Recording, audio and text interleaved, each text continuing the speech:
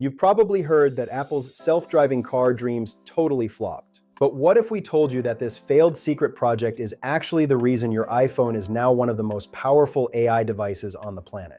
That's right, Apple's billion-dollar car disaster may have given them a hidden edge that's driving the next big wave in artificial intelligence. And by the end of this, you'll understand exactly how that happened and why it matters for your business and your daily life. Let's roll the story back to 2014. That's when Apple quietly launched what became known internally as Project Titan.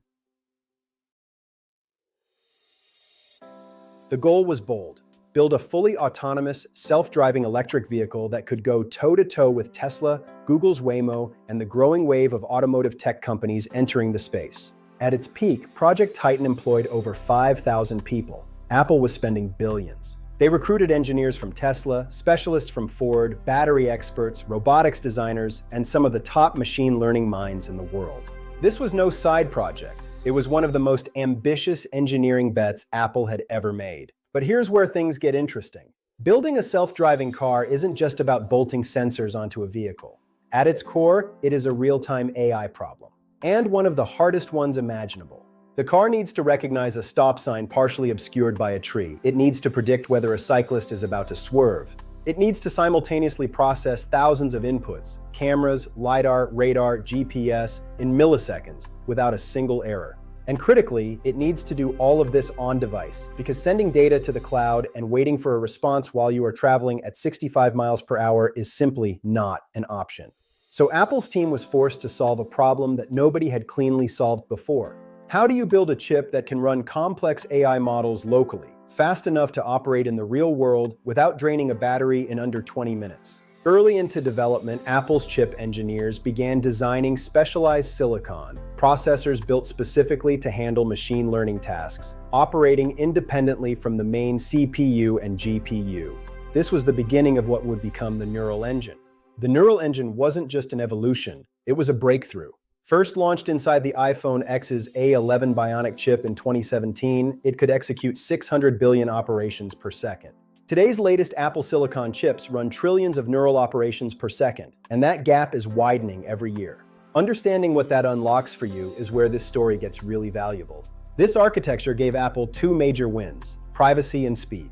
On the privacy side, when your iPhone recognizes your face with Face ID, when Siri processes a voice command, or when the Photos app searches thousands of images for birthday 2023, that computation happens entirely on your device. Your data never leaves. No cloud round trip, no data harvesting, no exposure to a third-party server. For businesses running Apple hardware, this is not just a convenience story, it's a compliance story.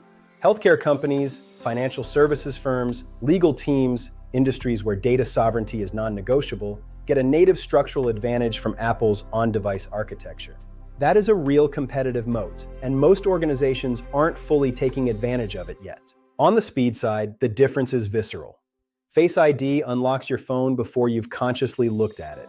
Live text pulls words from a photo in under a second. Real-time language translation happens before you finished holding the camera up to a sign. None of that would be possible if every one of those requests had to make a round trip to a remote server. Let's zoom out. While rivals have been locked in cloud wars, racing to build bigger server farms, faster inference APIs, and more aggressive data pipelines, Apple has been quietly building the alternative architecture.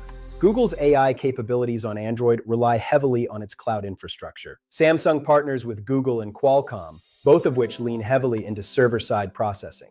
Even Microsoft's Copilot integration across Windows is fundamentally a cloud-first story dependent on Azure. Apple's bet is different. Their thesis is that the most powerful AI won't live in a data center. It will live in your pocket, on your wrist, on your desk. Local, private, and instant. And the failed car project is the reason they are years ahead of the competition in building the hardware to make that thesis real. Here is a wild twist. The same chip DNA that started with that failed car experiment is now found across Apple's entire product lineup. Your Mac with Apple Silicon, the M1, M2, M3, M4, all contain a neural engine. Your iPad runs one. Your Apple Watch has a version of it. The architecture that Apple's engineers designed to process real-time data for a car that never shipped is now the processing backbone for over 1 billion active Apple devices worldwide.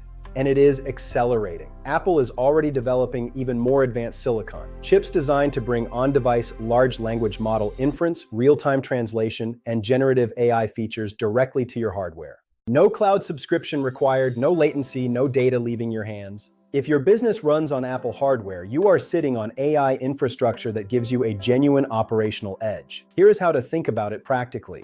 If you are evaluating AI tools for your team, prioritize solutions that leverage on-device processing. They will be faster, more secure, and less dependent on consistent internet connectivity.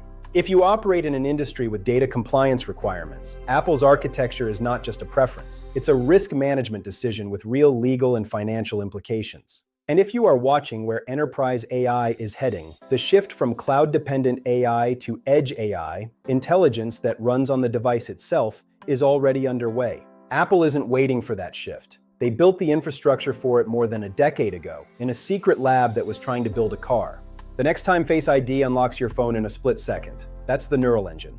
When you search your entire photo library by typing a single word, and it surfaces the right image instantly, that's the Neural Engine. When you point your camera at a menu in a language you don't speak and get a live translation, that's the Neural Engine. These aren't magic. They are the direct output of engineering work that started on a car project in 2014 and never stopped evolving.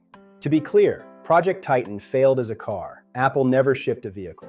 The project was officially wound down in early 2024, with much of the team redirected into the AI and Apple Silicon divisions. But the lesson here is not about cars. It is about how ambitious R&D, even when it doesn't produce the intended product, can generate compounding returns in directions no one expected.